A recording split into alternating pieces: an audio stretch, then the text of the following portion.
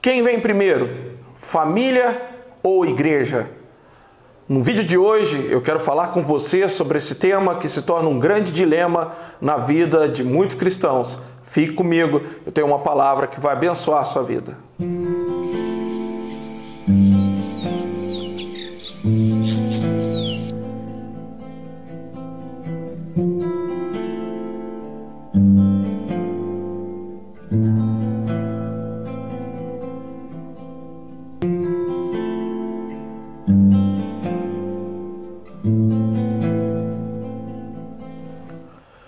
Evangelho de Mateus, capítulo 10, versículo de número 37, Jesus diz o seguinte: quem ama seu pai ou a sua mãe mais do que a mim, não é digno de mim. E quem ama seu filho ou a sua filha mais do que a mim, não é digno de mim.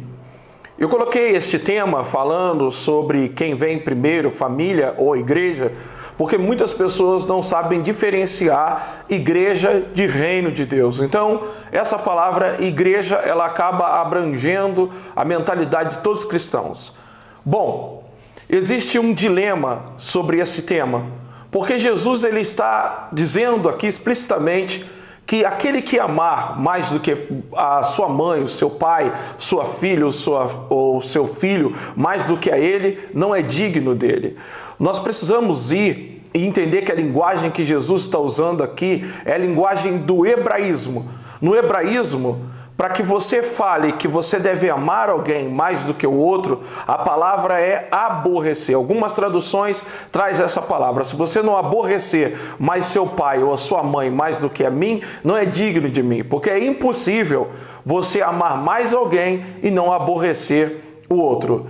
Mas uma coisa que os cristãos precisam entender é que esse dilema entre família e igreja fomos nós que criamos. A Bíblia, em hipótese alguma, diz que nós temos que amar a igreja mais do que a família ou a família mais do que a igreja.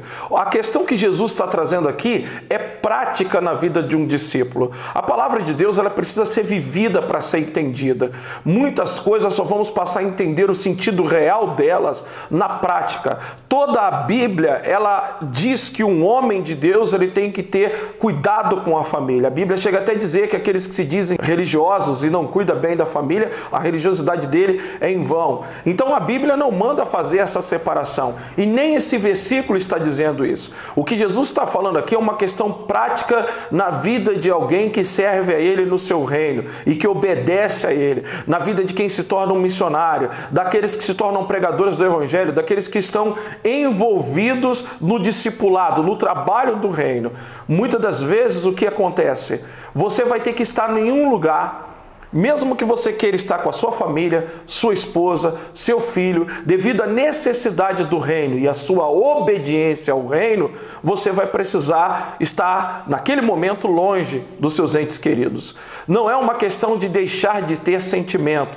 Quando a gente lê esse texto, o que a gente pensa aqui é que Jesus está mandando deixar de ter sentimento pela família e ter sentimento só por ele. Não é deixar de amar a família para amar a igreja, é amar a igreja amando a família. Muitas das coisas que você vai fazer para Deus, você queria estar perto do ente querido, mas naquele momento você vai ter que obedecer à agenda de Deus. Eu ouvi um pastor contar que uma vez ele foi chamado para pregar uma série de sermões em uma convenção e a sua esposa já estava adoentada e no dia dele viajar para atender aquela agenda, o estado de saúde dela piorou. E ele conversando com a sua própria esposa, ela disse para ele ir, ela pedia para ele ir, ele dizia que não queria ir, queria estar com ela e naquele momento houve um dilema. Como irei? Minha esposa está doente, mas a sua própria esposa o ajudou e o convenceu a ir.